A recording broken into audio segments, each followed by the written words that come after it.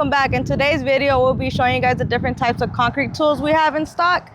Starting off, we have a jackhammer, track buggy, mortar mixers, mud mixers, just a little bit of everything. But Raj here will go more into detail of what we have. So Raj, Right. can you show me, start off with this little jackhammer? Yeah, this is a jackhammer. If you have a driveway, some old concrete you want to take out, you could use the jackhammer. What if I have like a driveway that's about 20 feet long? This is what you have to use. We have an attachment for any of our skids. It's a concrete breaker.